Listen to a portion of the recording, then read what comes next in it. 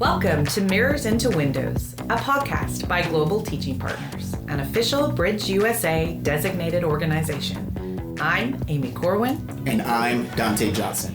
Together we dive into education from every angle, transforming reflections into opportunities and uncovering strategies that will help us look beyond the classroom walls.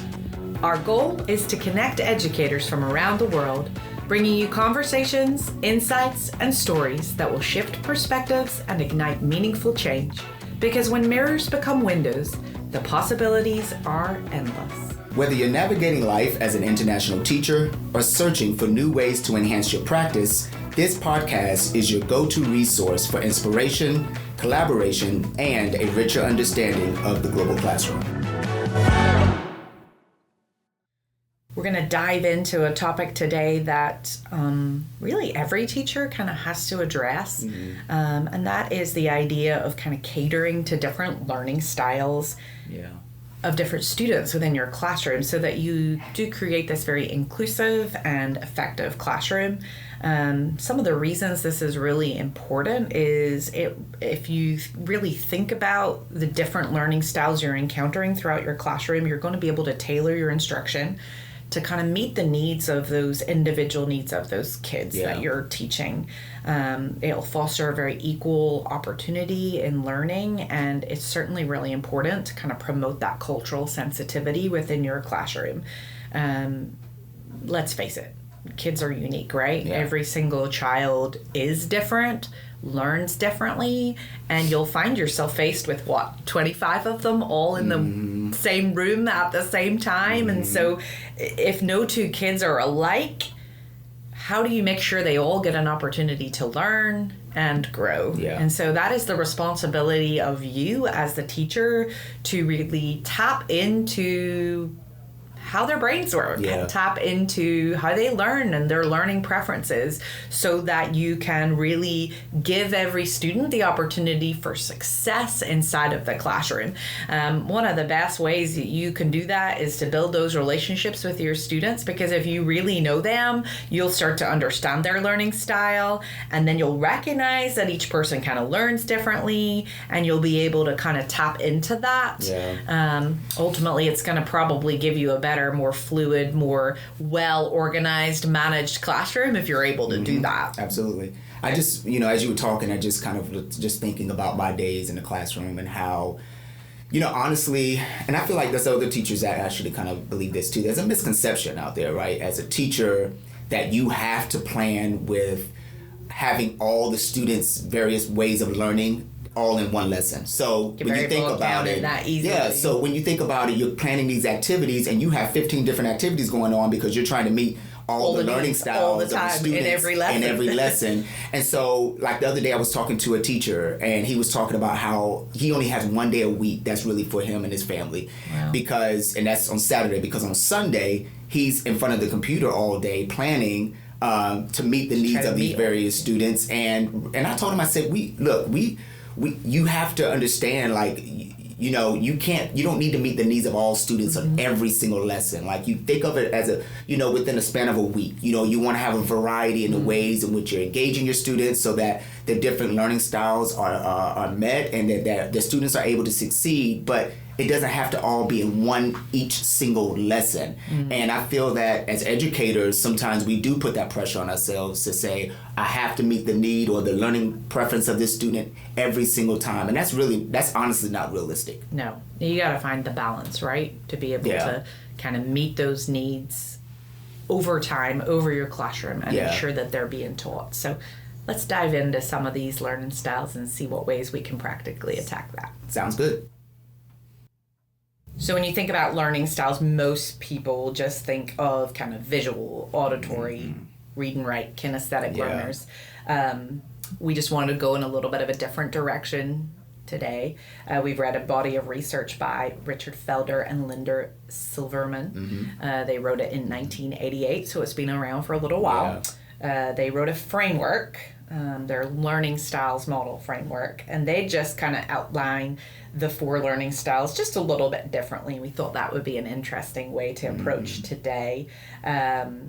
And so their framework helps educators kind of understand and address the diverse ways students process information. Yeah. And so tell us a little bit, Dante, about the first learning style that they address. So I actually really love this model that they have. And actually, so I'm a visual person. So as you all are listening, I want you to kind of visualize this as a spectrum, right? Mm-hmm. So you have on one end, you might have one type of learner, and you might have another type of learner on the other end, and some things might get crossed in the ways they learn. But just to kind of help you conceptualize this as we're talking about it, you could look at it as a spectrum. So for the first one, Amy, like on the one end we have the active learner, on the other end we have the reflective learner. Okay. And so with the active learner, a lot of educators can identify with this. Those are the students that are really hands-on, who learn from doing. So when you give them an activity or an assignment, they're jumping hands in first. They're ready to, manipulate things, do whatever they need to do, and that's how they learn. They learn as they go while doing, right? Also with like talking things out by actively engaging in whatever you've given them. That's how they learn. On the other end, like I said, you have reflective learner. Yep. Now, I identify as a reflective learner. You do. I very much believe that. When we're working together, you have to sit and think about it. Come back at a later point with your ideas. You can't just get it out there in the moment. So what that looks like in group work, because I was like, okay, I know I identify with that. So then as a teacher, looking at that within the students, what does that look like, right? So in the group work, you might have those active learners that are jumping in, who want to work on whatever you've given them, but then you have the reflective learners that might look like they're not engaged at first, right? And so as a teacher, you might see that and say, okay, well, they're not engaged, are they confused, but they're just processing. It's like they're thinking, they're planning it out first, and then they're able to jump in when they're ready, and when they have thought through the process, jump in for that learning. But I thought that was kind of, something to think about for educators, right? When we look at the two different learners, how one could look like they're engaged and the other one not be, but it's just their way of processing. Center work is a great way to practice this skill. You can assign different roles for students, give those active learners the ability to lead the discussion or kind of share the idea, whereas the reflective learners might be tasked with kind of documenting the work or writing the work down.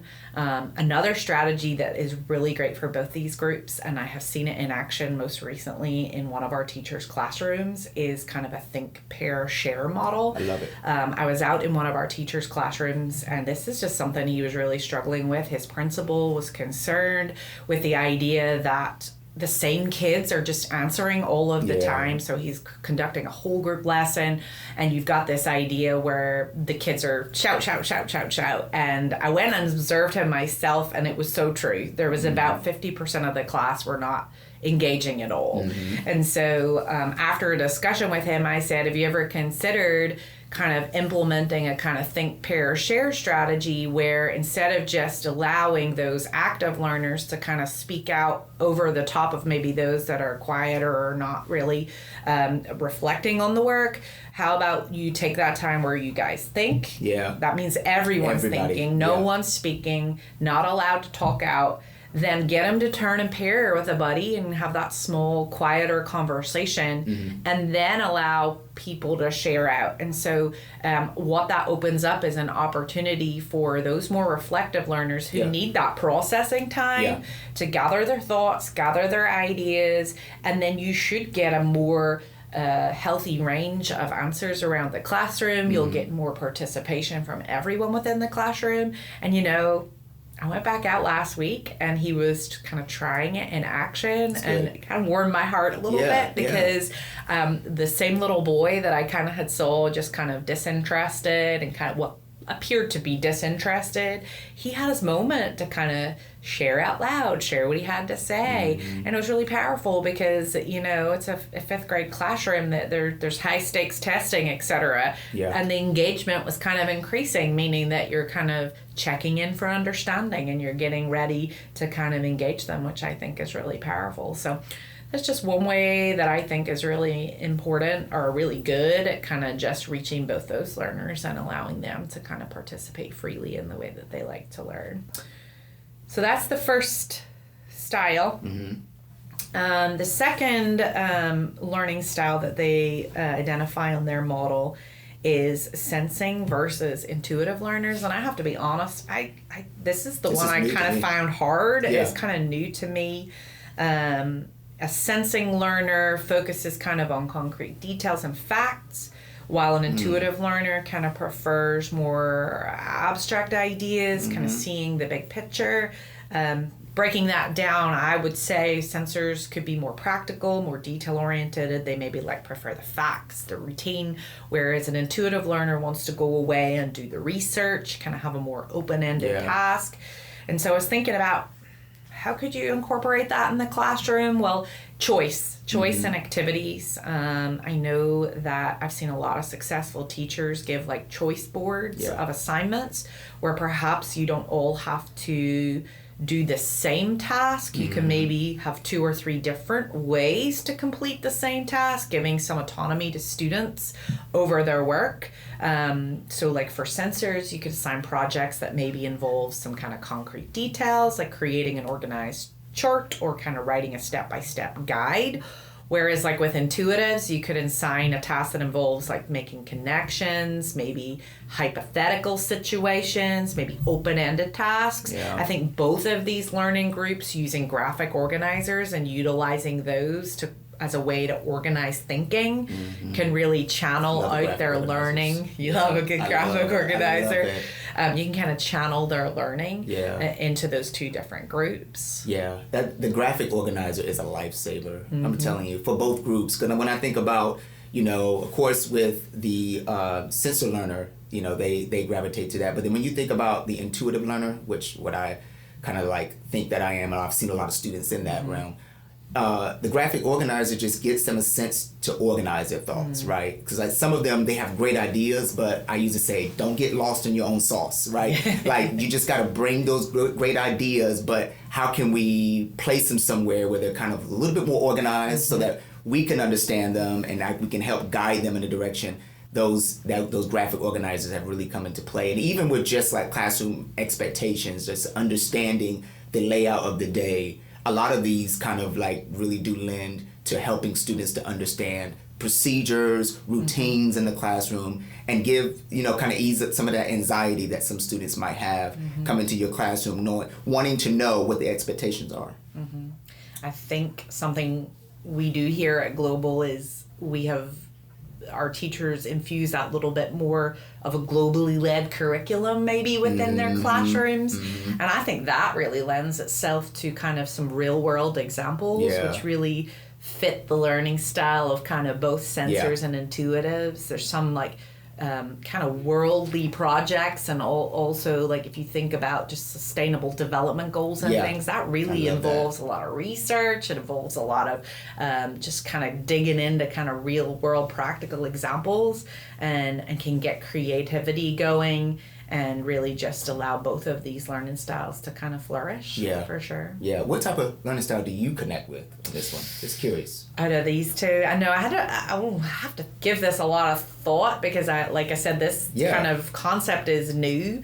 But I actually think I am probably more of a sensor, and now that we are thinking about it, I think my husband is very much an intuitive learner.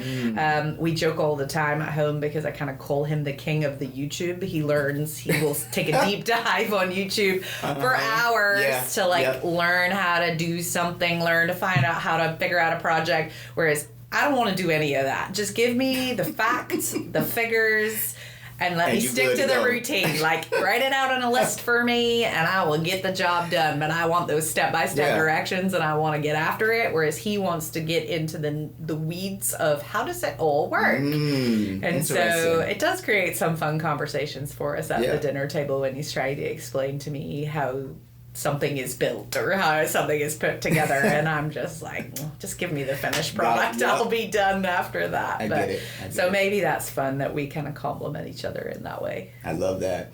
So our next one is one I think a lot of educators would find very familiar. Yes. The visual and the verbal. I think that's talked about a lot. Yes. Are you audio or are you visual? Exactly. And actually, so this is really good because this is one that I feel like even these can be shown in some of the other learning differences. Kind of all connected and weave in together. Exactly, which is the point in all this, understanding about how they do connect. But of course, your visual learners are students that they like to see the visuals. So one thing that I love to see when I go into classrooms are anchor charts. And basically, one thing I love even more is when I see teachers using them and referencing them in learning. Or the student using it. Like you ask the student a question and they read it and then they answer. I'm like, I love it. But yeah, that anchor charts, and basically I've seen teachers that make anchor charts for just about anything. And I love it because they're all around the room. First of all, they decorate the classroom, but it's a great way for students to use, as we were saying, about the teacher to use and the student to use as a resource. All type of visuals, diagrams, all those different type of things are very helpful for the visual learner. Then you have the verbal learners, which are students the auditory learners, they learn through listening. One thing that I think that is important to remember, especially with this one, that as a classroom teacher that I had to remember is that one of my students was kind of like doodling on a sheet of paper as I was talking, and I thought that they were just disengaged and they weren't listening, right? But they were actually listening and processing, but the doodling was just their way of just giving them something to do while they were processing. And I had to learn, like, wow, that doesn't mean they're disengaged. It's just their way of learning and reflecting and processing as you talk. So I thought it was pretty interesting. I think that's the same for those high school teachers who think that they're teenagers with the earbuds in trying to listen to their music. Or now, maybe they are somewhat trying to disengage from the lesson. But have we ever thought about the fact that that could be the way that they learn? Yeah. I mean, even in the workplace environment, this office, some people really like the music on, other people like the really quiet space. Yeah. And you can kind of see that learning style reflected even as adults. Yeah. So I wonder, could it be an option in some high school classrooms for productivity to increase if those auditory learners are kind of having that? If we maybe change the mindset of it being a negative thing that they just are not wanting to participate, but maybe it's something that really encourages and enhances them to learn. Absolutely. This concept of visual and verbal is one of the easier ones to try to implement in the classroom, because obviously with the way we use technology, the way we speak out directions, I mean, we're naturally getting to we're addressing those learning styles quite frequently because of just the nature of how lessons flow.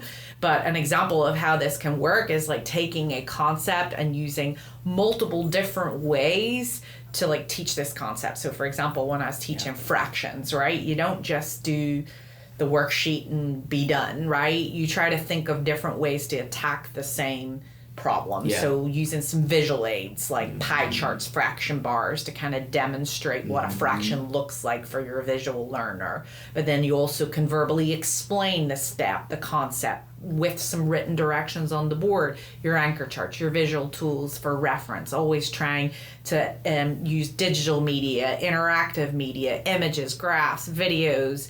You can really multiple ways to just address the one standard. And what did you hear in all of that?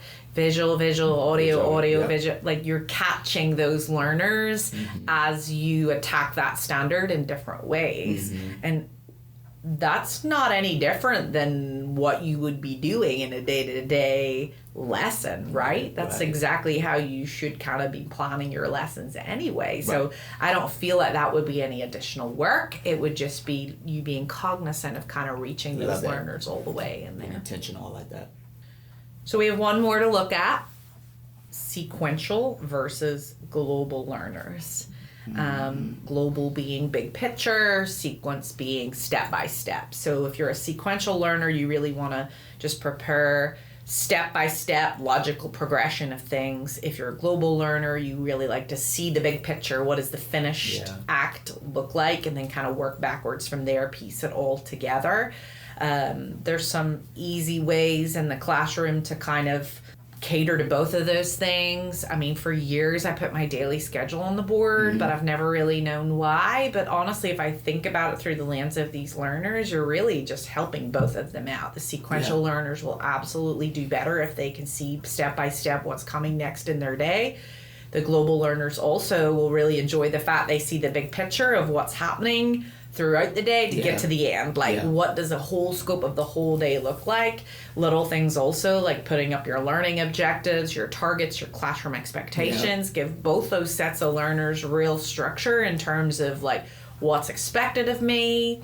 How do I get the reward at the end? What is the target or learning outcome of this lesson? Where is this going at the end? Yeah.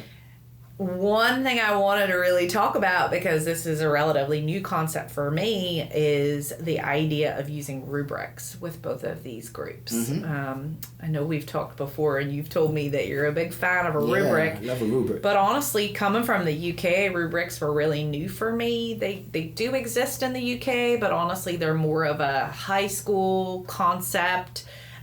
We're very focused on summative assessment in the UK rather than kind of formative, ongoing feedback. And so, quite frankly, I did not see the value in a rubric to start, and I felt like they were hard to put together, and I didn't really see the point. But diving more into this, I can see how rubrics are very powerful tools to kind of clarify expectations. Sequential learners can use them to follow step by step. Global learners can use them to kind of understand what the final product should look like. And honestly, as I got familiar with them here in the United States and started to use them in my classroom, it really lifted the work, but also just the product I was receiving became better. We were able to then implement kind of peer-to-peer feedback through using rubrics. And so I think it was really developing their thinking and leading them to kind of higher levels. It just took some work from me to kind of get on board with the process. All throughout school, like a rubric was, even in elementary, it was used. It was interesting because the other day, actually, I went and saw a teacher, an art teacher, who had an art rubric on his wall. I was blown away. That's great. It is great because it shows you that how you can use it in transferable across all areas. All areas. And I was like, wow. So I took a picture of it actually, and I was looking at it because I was like, okay, how can this still be used in PE? How can this be used in all other areas, subject areas, regardless of the age? It was an elementary school. So I thought like how when you talked about rubrics about like that, and even as teachers, we love rubrics too. Even when you talk about teacher evaluation and different things like that. We love guidelines to help us to kind of say, okay, where can we go? How far can we go? How high, how low? So I think it's just a great way of learning tool. But it's interesting to know that or hear that you didn't really use that a lot. Never really until I came here, and that just is continual reminder that these cultural pieces and differences do exist. And one way is not better than the other, but it does create that idea where you need to adapt, learn, and so I just want to say I do think this is a really great tool for these learners specifically, and I feel like it's not a hard one to implement after you get your mind around the concept and everything. It really does lift your work and probably indirectly make your job easier as a teacher. I know we said a lot with this, with the learning styles. One word that I continue to hear in my mind as you were speaking and as we were kind of sharing stories is intentionality, right? Being intentional about helping all students in your classroom succeed regardless of their preference. And that's what we want. We want our students to succeed.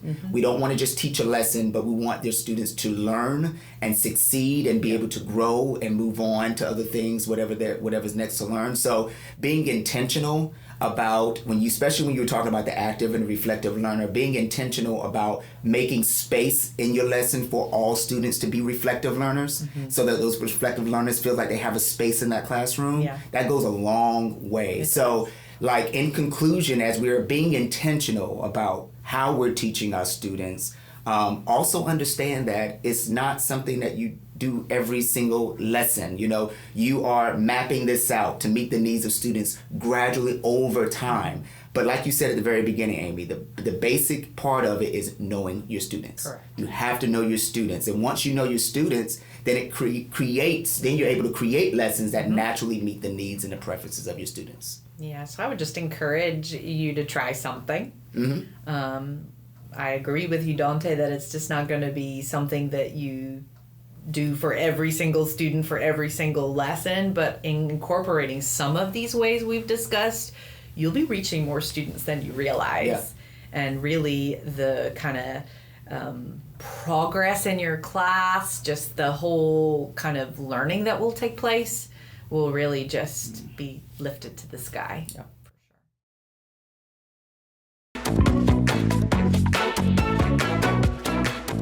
I'm super excited to be out in the field today. I have the awesome privilege of being in one of our teachers' classrooms, not just any teacher. She is a global champion. So why don't you introduce yourself to our listeners today? Thank you, Amy. Well, my name is Blanca Mayo, and I am a third-year global teacher. And I'm from a beautiful city, Guadalajara, in Mexico. And I'm a Spanish immersion teacher in kindergarten. So pretty busy. Pretty busy indeed. And so this episode, we've been focusing on different learning styles. And I'm sure not only in a kindergarten classroom, but especially a dual language classroom, you encounter a wide variety of learning styles. And something we talked about was how you find the balance in all of that and try to kind of cater for all learning styles within your classroom. So why don't you tell our listeners a little bit about how maybe you do that on a day-to-day basis? Well, I will start by saying that the beginning weeks are particularly important because I have to take the time to identify children's likes and dislikes. I have to observe and listen to their conversations, observe how they interact with each other, how they interact in the classroom. It is important to observe so I can identify so you can build those relationships with them and really understand their needs, right? Exactly. Once I take this time and I understand how they're learning, how they get along, how they get engaged, then we kind of do small group rotations because I focus on two different things. Language arts, I have to teach them how to read and write in Spanish. So Spanish is the second language for them. Some of them have never heard Spanish before. So that's a big challenge. At first, you can picture myself doing crazy things for them to understand me. I use a lot of visuals, a lot of songs, rhymes, a lot of movements in my body for them to start understanding. Once they get the Spanish, it gets a little bit easy, but at first you can see some frustrations and a lot of challenge for me and for them. But they are amazing. They start getting the Spanish fast. And other things that work is for me to plan with small groups, activities with small groups. So like I said, when I teach them how to read and write, we obviously go to the basic. We have to teach them letter sounds. So we try to do different centers where we see the vocabulary, the letter sound, and we try to work in different ways. For example, if we're learning the letter A and the letter sound and the vocabulary, so I use a lot of visuals for them. I have them printed all the time. We repeat them, we sing it. Sometimes we make up little songs for saying the words like araña, araña, for them to repeat it and learn it. We use a lot of movements in the hands too. And we differentiate the centers. For example, if in the reading part we have some manipulatives for them to identify the letters between other letters when they are learning the letter A, or a little bit more advanced, they start putting together letter sounds to blend syllables or reading. And that's how we do the differentiation. I not always work the same things with the groups that come to me that day. I have my groups divided in how they are getting to that. So let's say with the low ones, I would have one activity to identify the letter A, capital and lowercase. With the medium ones, I will have them to relate to all the pictures with the letter A and then maybe trace it or build it with Play-Doh. And it's not they finish the activity and that's it. It's not time for you to rotate yet. We always have more things because, some kids need to be challenged or some kids work fast and they're I want more. One of the things I like about working in centers is that children also have these social skills that they also get to be the teachers or the ones that help others. I do a lot of working in partners or someone guiding the other ones. And this helps because, socializing is very important at this age. And also from that, I can hear what they're sharing, how they getting to that. And I may see one thing and you may see another thing. Correct. And unless we sit down and you explain me how you get to that point is like how I learned that. And it's really amazing, like just get out of how you learn things and find other ways. Also, another thing that I think it's important, like sometimes you can struggle with that to get a little bit out of what you have planned, but it happens a lot with the little kids. There was a child that was playing with some shadows. We were singing in the morning, the days of the week and everything, and the window was open, and then there was the sun coming to his table, and he was doing shadows with the pencil, and I saw him like really engaged into the shadows. So I didn't refocus him to the singing, and I just observed him. So that day in math, I decided to change my lesson. We were learning numbers, I think. So when they were in cafeteria, I came back and I went to my little patio that I have outside, and I used my plastic numbers and I placed them with Play-Doh outside, like standing up to see the shadows. So when they came back, we had the math lesson and everything. I explained them that we were going to go on a number hunt and that they were going to find the shadows and write the number and identify the number. They were so fascinated, and that happened because I just followed the little kids' interest that day. That's so cool. That's taking the real life, real moment. That is teaching with authenticity. That's amazing. Thank you for sharing today some of your experiences. It really sounds like you are trying to balance those learning styles so that you truly reach every student in your class. So keep up that great work. Thank you.